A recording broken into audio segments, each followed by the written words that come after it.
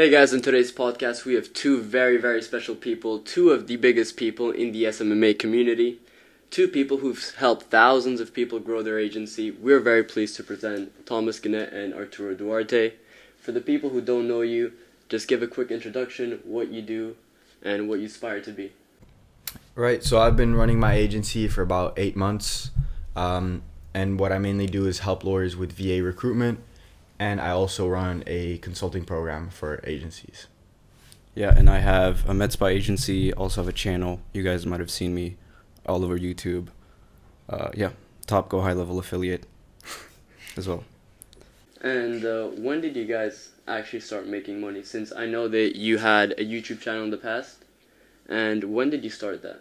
And when did you go into the entire entrepreneur making money online space? Pretty early, so I'd say I had my first channel, like a gaming channel, when I was 15. So it was like pretty early. I didn't find like success. I didn't start making money off my channel. I would say like at least 1 year in. I had several channels as well, like on top of that. So I would say those those skills of knowing how to, for example, edit a video, upload it onto YouTube, knowing how to create like good titles, good thumbnails, like those are the skills that helped me with my channel and helped me, find success today. So Perfect. And Arturo, you're actually very, very young. And was SMMA the first thing you actually started to make money? Definitely not. I was doing a lot of social media, like around Instagram and, growth programs and all of that, celebrity campaigns. And when I started SMA, I didn't make money up until the third month, I believe. The first 2 months, I just dumped money and I lost a ton of money. I lost like 5 and 7K on those months. And then third month in, I was making 5K. That is actually very impressive. And now that we're here in Bali, actually, what are we doing in Bali? We've been here for about 2 weeks, exploring, meeting people. But what is the main reason we're actually here? yeah, so mainly tax evasion. No, so we're doing a mastermind here, and then I'm also heavily considering living here. Actually, my bank account in France is actually closing on me because I couldn't provide any like tax information. So moving here, trying to get a visa, and then trying to set it up where I pay less tax, because in France it's like one of the highest tax countries in the world, and I realized I don't really want to live necessarily in Paris. So yeah. And you, Arturo, is there any chance that you're going to move to Bali? Or where do you want to move now that, you're starting to make money and you're actually growing in the entire space? Bali's great. There's a ton of entrepreneurs. Honestly, I love it. The weather's nice. There's tons of activities to do. But I don't see myself living here very consistently. Maybe, I'll pull up 3 weeks or so and that's it. But I don't want to live anywhere forever. Just kind of like move around always. You're more of a kind of a party guy. You like the partying lifestyle. How are you able to balance that with owning the agency and your consulting? It's easy. So pretty much all you have to do is delegate the work that you need to delegate. For example, sales calls, that'll free up a ton of time. And as soon as you do that, you'll have a few hours to spend. And if you don't kind of balance it, work-life balance is kind of non-existent. But if you don't balance your life with seeing people, having fun, and doing stuff outside of the agency, it'll actually be very bad for your mental. And that is something that happened with Thomas, right? Yeah. What do you mean? Bro, that's when you go into it. How I saved your life, Yeah, I mean, I guess when you, when you're kind of obsessing of trying to build your agency, trying to build the channel, like all of that can kind of weigh on you when you don't have some sort of balance. Like for example, when you just don't necessarily go outside except going to the gym, like you don't have that balance, and that can kind of just make you kind of depressed and Yeah. Okay, that's a good thing to know. So do you guys think like having a routine is important, like waking up early, like having a schedule, or do you guys think it's better to just do everything when you have time? Like basically just I think that in a perfect scenario, in a perfect life, you would have an amazing step-by-step plan every single day. And if you just kept doing that, obviously you would grow much faster. But the reality is, I wake up at whatever time and I get the work done that I need to get done. Okay.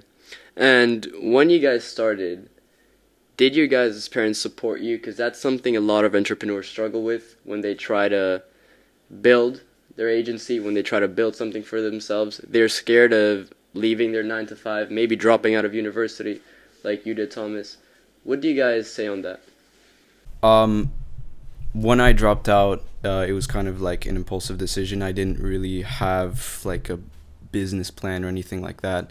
I just knew I didn't want to stay in college. What I was studying, like communication science is what it's called. It was literally just like, studying like research papers, stuff like that, like nothing that's actually practical in the real world. So when I dropped out of that, my dad was like, I don't think this is so much of a good idea. So how about you just move to Paris, like go to university there. And so I went like for literally 1 month to kind of like a digital marketing incubator type school. Dropped out from that. So that's the moment where I started really like heavily, like my agency started finding success because I had all of a sudden that time to dedicate on it. And then that's at the same time where my channel exploded, and that's where I really felt comfortable. My dad also felt way more comfortable with that. So yeah, I would say,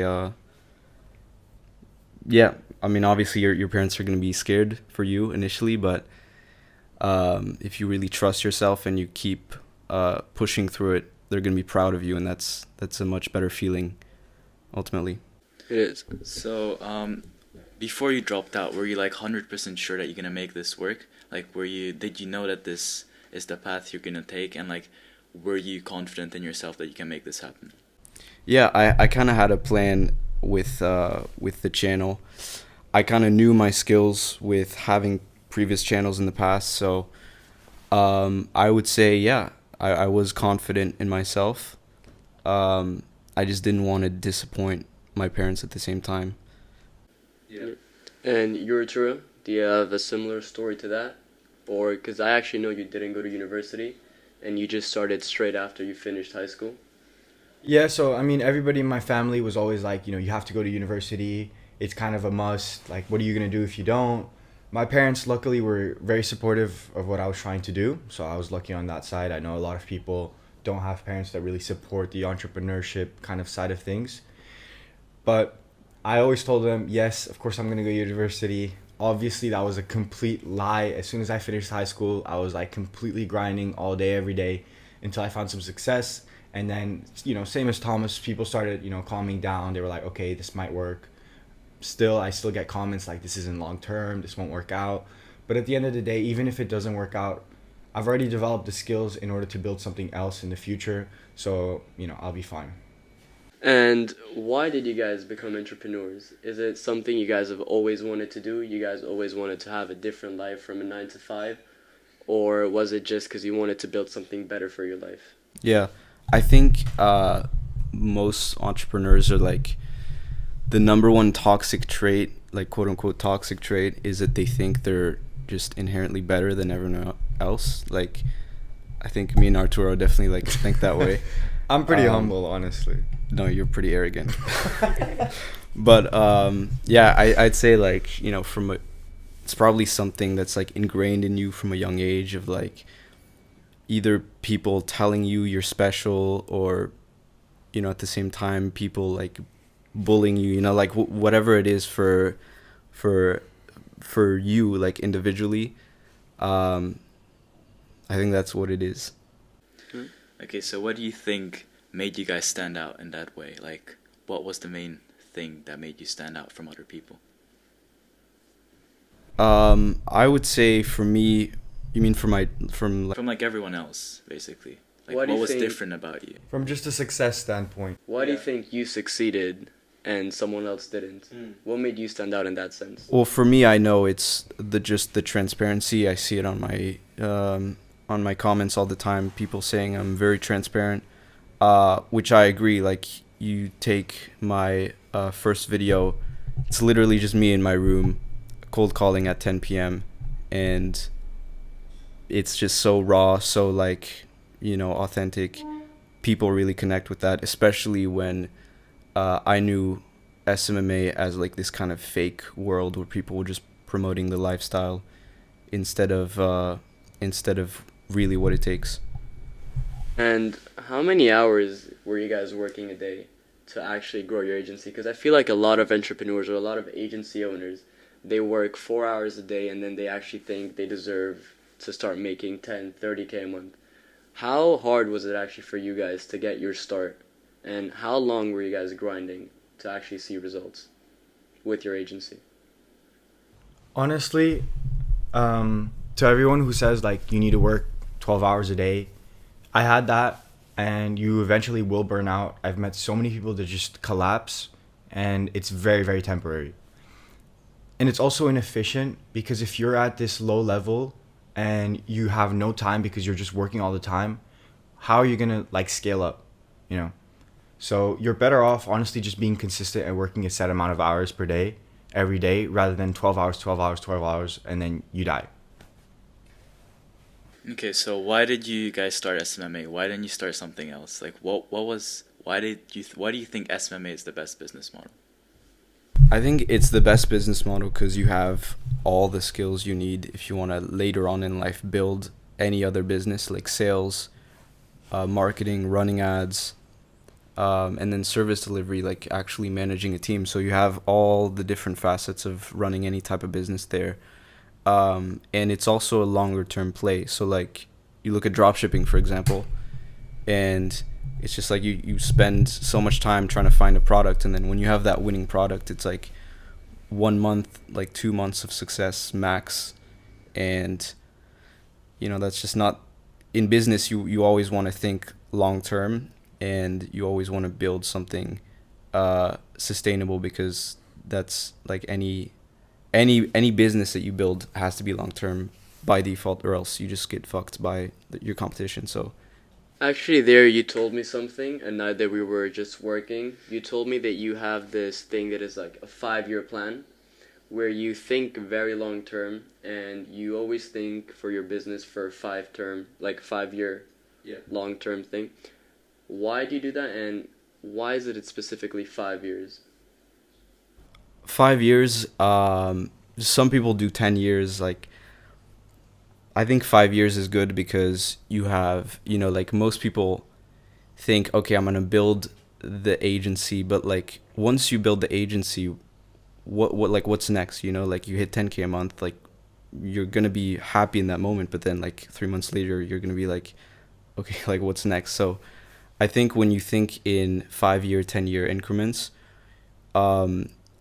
most people like underestimate how much they're capable of actually achieving, because when you set that 5-year goal, you'll actually reach it much faster than you think. And I think that was kind of the case for me. And then right now I'm at a stage in my life where I have to reevaluate and think like another 5 years ahead and think, okay, what's the plan now for the next 5 years? And what is actually your plan for the next 5 years? Both of your guys' actual plan. What do you have planned for the future? Are you guys still going to continue your agency? Is there something else you want to pivot into? What is the plan? I would say for me, it's just doing the same thing. There's no pivot. It's just, being in the same space of SMMA, being in the same, having the same expertise, and just continuing in that path, because you have to specialize in something to really, make money in that niche, right? You can't like all of a sudden, for example, if I would go into real estate, that'd be really dumb. So, yeah. So I have one question for Arturo here. You mentioned this in the past, like how does it feel once you started making money? Like did people change up on you, or like did the people around you treat you different? Definitely. And I don't exactly know if it was because of the money or the confidence that comes with achieving some sort of success. But as soon as I was doing 10K-ish, people started, expecting me to pay for more things. And at the beginning, that kind of like really hurt because I felt like used. I was like, how am I at such a like low level and people are already using me? So I couldn't even imagine like, real high net worth individuals having to suffer with this problem. And talking about money, do you guys actually think money brings happiness or money helps you guys become more happy? I think happiness is completely separated from how much money you make. It definitely brings more fulfillment, like you feel fulfilled from actually like reaching the goal you set for yourself in terms of the amount. But then happiness like doesn't make a difference. I think I was the most happy, quote unquote, when I was like making, I'd say 10K a month. And then from that point on, like just doesn't really mean anything. Like sure, you buy certain things, but then like your insecurities are still there, like your anxieties are still there. Doesn't change much. And what was the hardest part for you guys to get to the level that you are now? Like the moments where you felt at your lowest, the moment where you felt like giving up, what made you keep going? Or was it just you had the goal and you said, no matter what happens, I'm just going to reach it? Well, I mean, there wasn't anything that just told me or spoke to me to say, just keep going, I just kind of kept going. You have to be stoic sometimes, and I don't want to sound spiritual or anything, but when you have to get the work done, you have to get the work done. And what would you say to someone who's at a very low point in his life and is trying to change it by starting an agency or just in general building something for themselves? What would you guys say to that person? I would say start small. So start with the little things, like just waking up at the same time, being a little bit healthier with your life, like not, eating McDonald's, KFC every day, switching up, your information diet, like what information you consume, and then like reward yourself based off of those small little things, and you'll start to build a positive feedback loop with yourself. And then you just start trusting yourself, and that, trusting yourself when you're building a business is huge. So the small little rewards. And I think like everyone's had lower points. Everyone's been sad. Everyone has had it worse than you as well. So there's no like excuse that you can really make to not work towards your goal, really. You just don't be a bitch. And did you guys have like any inspirations you looked up to? Any people in like specific? Definitely my guy Iman. Yeah. Well, I would say like I've been watching SMMA YouTubers for like good 4 years before I actually started. Maybe 3 years, I don't know. But yeah, those are your only inspirations when you're starting out, just the people on YouTube. So we're probably going to be inspirations for, another type of like generation. So yeah, I would say people on YouTube. And you guys also teach people how to grow their agencies and how to start their agencies. Talk a bit about what you guys do there and why you decided to kind of pivot into that in helping people scale their agencies. So I kind of was forced into helping people with their agency because just of the content I posted, it was like so transparent. People will tell me like, don't start a course, don't sell a course. I mean, it's obviously you can start a course, like I don't give a fuck about it. but don't sell a course, right?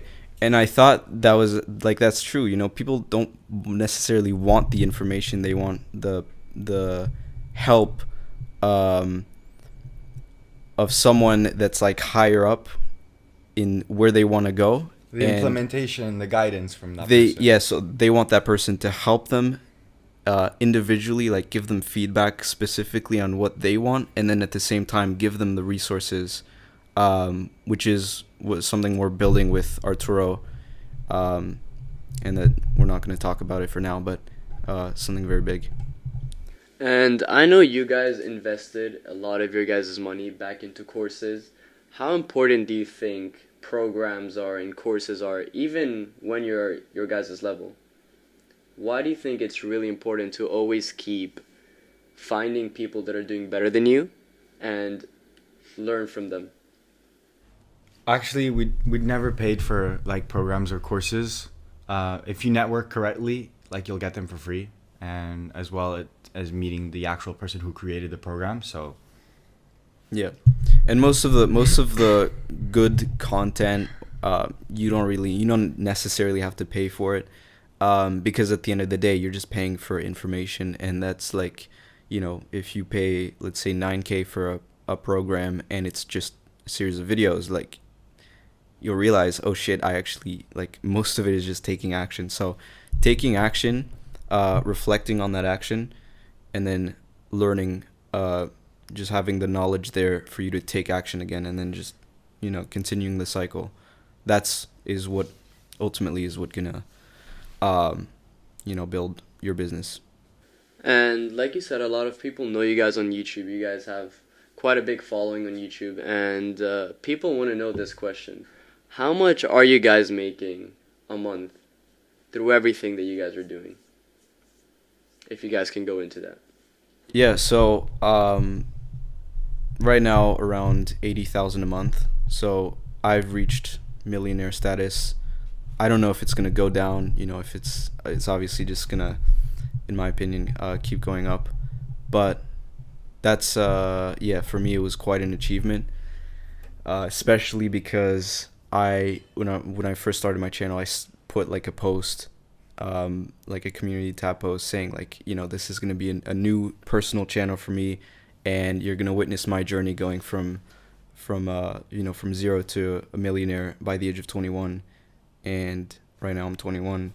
I'm a millionaire. Congratulations on that. That's awesome. Yeah.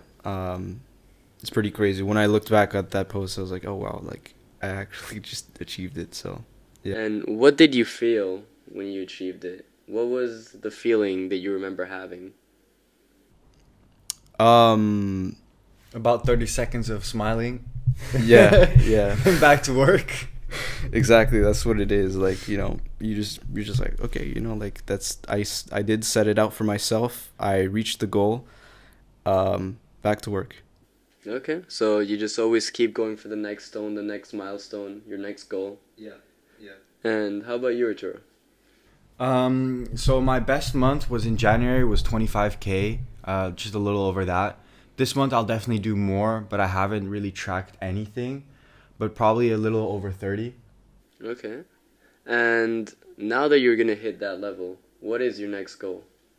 My next goal is 100K per month, which I'm hoping to hit before the end of the year. So, well, I will hit before the end of the year. I'm sure you will. And talking about the lawyers, what is exactly what you're helping lawyers out with? Right. So I wanted to differentiate myself from all of the other SMMAs without, not offering the same, Facebook ads, appointments, et cetera. So I actually did a lot of market research on lawyers and started to contact a lot of them, started talking to a lot of them, and figured out what their main problems are. And a lot of lawyers are already running Facebook ads, and they don't have a caller that can call up the leads, and they don't have enough time. They're extremely, extremely busy people. So I decided, okay, let me offer trained virtual assistants to lawyers who can call up their ads and get them more, clients. But, the main offer is virtual assistants. Okay, that's a really interesting kind of niche to go into. Lawyers, since they're very, very old, actually. It's old people. And did you ever have the problem that people got on a call with you and thought that you were just too young? Never. If you just portray the confidence and know what the fuck you're talking about, no one's going to question you. To this day, I've never been asked for a testimonial before I even started, creating any testimonials or asking people for testimonials. No one had ever asked me. You just have to have the confidence, but obviously you can't just generate confidence. So, it just comes from having a lot of doing a lot of sales calls, doing a lot of cold calls to build it up. That's really interesting. And do you guys think SMMA is saturated? Because many people say, I'm not going to get into SMMA because it's too saturated. What do you guys have to say to that?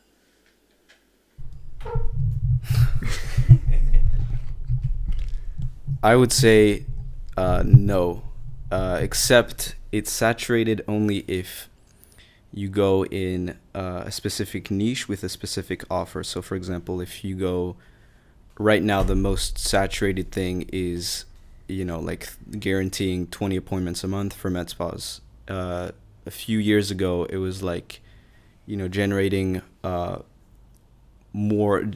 six-figure months for for e-commerce stores. So it's not saturated at all. Like the business models don't get saturated. I think that's a very small way to think. But doing the same thing that someone else is doing, and having like at least I'd say like 10,000 people trying to do the same, that's when it starts to get difficult. But SMMA not saturated at all. Personally, if you think it's saturated, then you just have a trash offer and a really bad agency. Because if you just had a really good offer, a unique offer that, most people nowadays are just seeing what works, and if they see that it's been proven, they just copy it, and you'll never be different that way. So there's never going to be competition if you're just better. And both of you actually have a really strong offer, which made both of you actually stand out a lot. For example, for your program, you guarantee 5 to 10 clients. And for Dermisai, you get them clients as well. How are you able to deliver on these services? Because I feel like that's something what people really struggle with. They can get clients, they can get on the sales calls, but they don't know how to deliver. How do you guys do it, and how can you kind of help people deliver on their service? Right, so the main reason why I am confident that I can help people and why we actually do a whole money back guarantee on 5 to 10 clients for agencies is because I started off by just helping, my friends, people that I met online and networked with, and they started to see a lot of success rate with my systems, with my knowledge, and just me genuinely helping them. So inside of the program, it's mostly done with you, and we have a lot of assistance, a lot of systems, a lot of support. We provide VAs and everything like that. So I think that's the main reason why we're able to help them so much. Actually, I don't know if you guys know this, but Bence and me were actually in your program. And I actually was one of the first people who got on a call with you. But I didn't have the funds to get started. So what I did was I actually worked a 9 to 5 for 2 months. I remember telling you this on a call to get into your program. And the moment we got into your program, I wasn't expecting to see you on the Discord calls with us, helping us 10 hours a day. Because I remember it was you, me, and Bence. Every day you were just helping us for 10 hours. And what actually really motivated me is seeing that you were already making 20K a month, but you were still working 10 hours a day, 6 days a week. So if you guys actually want to, start your agency, I really recommend the program. It's changed our lives completely. Right now we're in Bali with you guys for the mastermind, just trying to get more knowledge. And actually, what tips can you give both of us to grow our agency now, or what do you guys think we should do better now that you guys have been with us for a bit? Thomas? You guys are already doing an excellent job, I would say, of setting the appointments and closing the appointments. I don't know, your close rate, is it good? It's quite good, yes. Okay, so that's very good. That's the first step done. And then the second step is figuring out the service delivery in a way that your client retention is very high, so your clients, keep staying on, keep paying you, because that's where the real money is made, right? And actually, you told me this yesterday because we were talking, and what a lot of SMMA owners struggle with is keeping clients on for a long time. Because you can sell a client and keep them for a month, but like you said, the real money is made once you keep them for 6 months. And do you think the way to do that is by offering more services, or kind of just being more in touch with the business owner themselves? Yeah, it's solving their problem, a problem that they really need a solution for, in a way that obviously you're very connected with them, but also your solution is something that's kind of becoming irreplaceable to their business. And do you guys think it's really important to have like a professional website, to have all of these things that, for example, we actually don't even use for our agency? Absolutely not. I didn't have a website or a logo up until like month 2 or so, and no one really cares. Maybe 1 out of 100 people will ask you what your website is, and that person's honestly just a nerd. So Yeah, I mean, you definitely don't need a website. That was one of my mistakes. I mean, my website wasn't even that good, like, so it didn't even matter. I focused a lot on, like, making the perfect VSL, stuff like that. But ultimately, like, the most important thing is setting those appointments and then putting in the reps when you're actually in those sales calls to close those appointments. And then you'll have that confidence to, close more clients, and then you can worry about service delivery later. So, yeah. No, that's really good. So Arturo, I have a question for you actually. How do you think the gym has helped you, like, in this like space? well, it's pretty simple, honestly. I personally wouldn't do any business with a fat person, just because if that person is not working towards their own health, then I wouldn't trust them for business. Just as well as, someone who cheats in a relationship, same thing. So if you actually go and put in the work at the gym and you stay consistent, you actually build a discipline. And if you build your discipline in one section of your life, whether it be gym or business, then you can pretty much do it with anything else. So it's pretty much just proving to yourself you could do it. And talking about discipline, a lot of people, they get motivated, for example, after watching one of your guys' videos. They're like, okay, I'm going to start this. And after 2 weeks, they give up. Why do you think people like to give up so quickly? And even if they know that if they stick to it for a while, they're going to succeed, why do you think people just decide to give up after not seeing results in 2 weeks? Because people aren't just, not everyone is built to do it. And that's perfectly fine, because someone else like me or Thomas or Kayan or Bence will take whatever you want it to get. And do you actually think this business model is for everyone, or everyone can actually do it? No, I'd say, just like Arturo said, there's some people that are going to give up, and that's perfectly fine. Like, sometimes I even look at people that have like a very simple 9-to-5 life, and I'm like, life could actually be simpler. Yeah, be simpler. But So then you remember they're brokies. Exactly. So, yeah, I mean, it's not cut out for everyone. But I would say once you get over that initial hurdle, it is very fulfilling. And what do you guys think is the hardest part of owning an agency and actually having a successful agency? Once you start scaling, customer success and service delivery at like a big scale. Yeah. So once you start getting clients, once you start, having 5-10 clients, you should focus on service delivery. And do you guys think after you guys have an X amount of clients, you should stop trying to get new clients and just trying to perfect your service delivery, trying to get that to the pinpoint? No, you should just build a team and be able to do all of those things simultaneously. Sales and client acquisition is always going to be the easiest parts, and you can pretty much semi-automate the whole thing. In terms of service delivery, customer success, managing people, that's kind of more high-skilled thing to do. So you definitely need to have and build a team once you start scaling and getting more clients.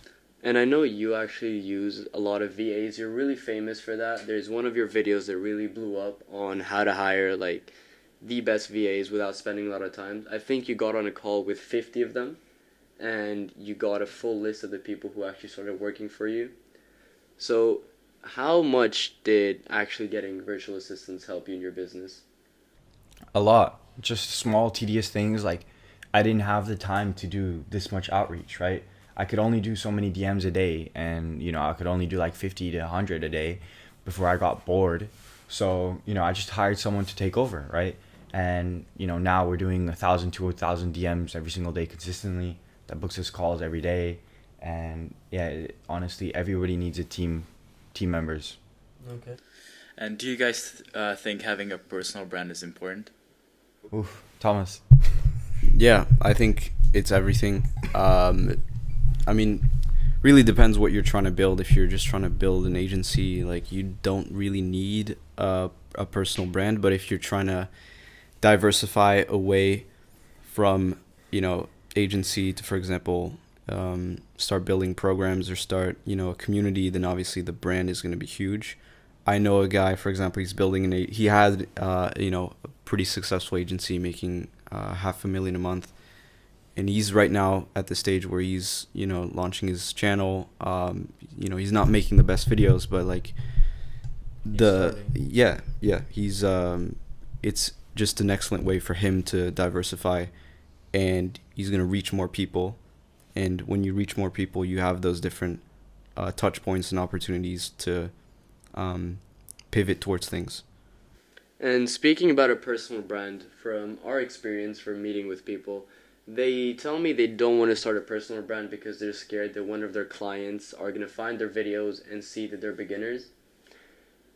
In my opinion, I think that's just bullshit, because no client is just going to search you up on YouTube and watch your videos. But what are your guys' opinion on that? I would say, honestly, it helps, because you can even use that in sales calls, and you just have an advantage, because let's say you don't have a channel, you don't really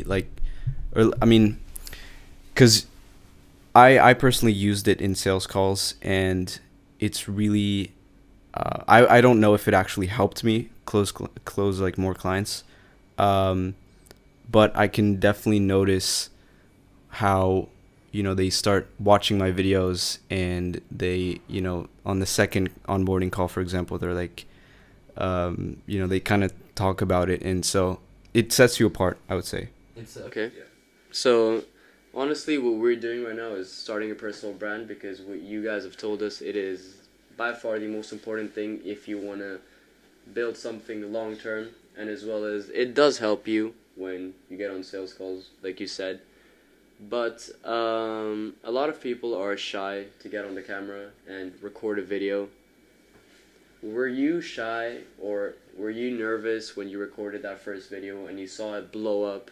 And then what was the idea behind the next video after you knew you were going to get quite a lot of views for that?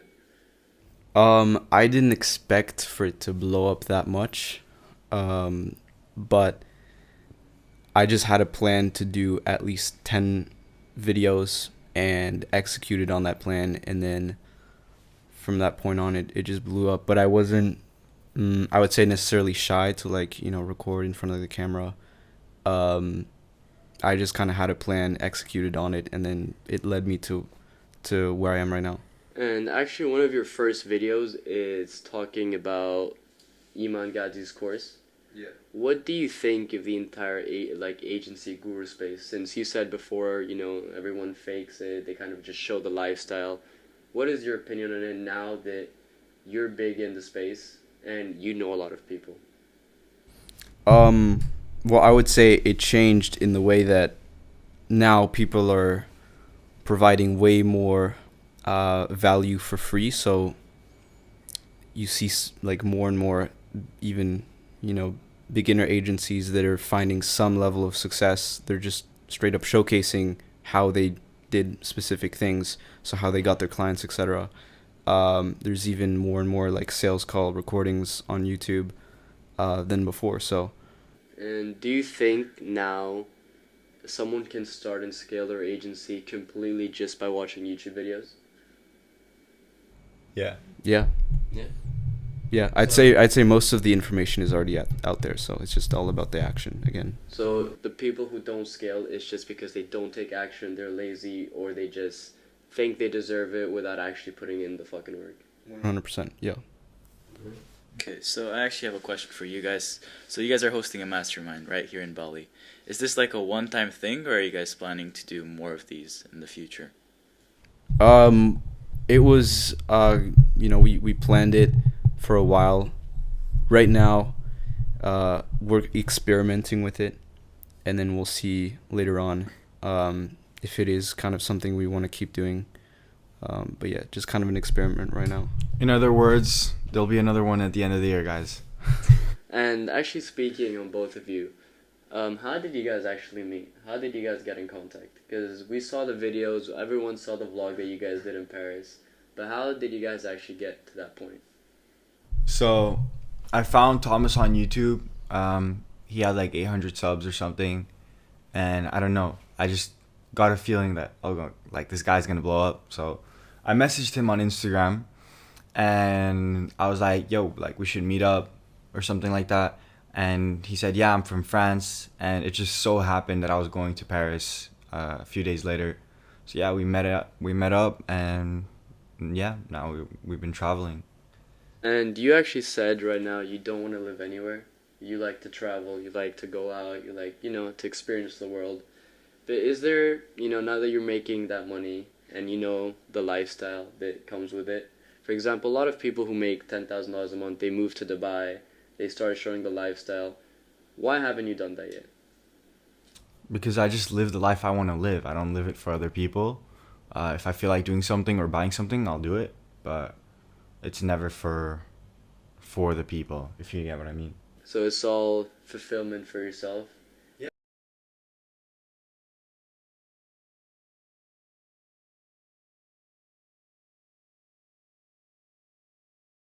Okay, so do you guys have any plans after Bali? Do you guys want to travel anywhere, like specifically?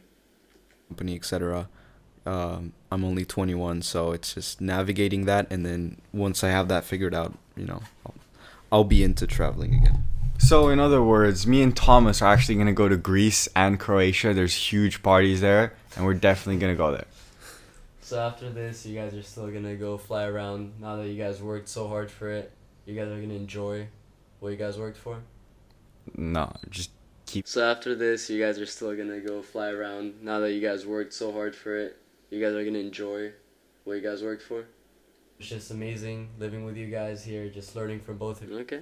Well, we're gonna wrap it up there. It was a pleasure to have both of you on the podcast. Our mindset with what we're... And it was just amazing living with you guys here, just learning from both of you. It's really changed our perspective on the entire agency model as well as our mindset with what we're supposed to do. So it's just, we're just very grateful to be able to spend time with you guys.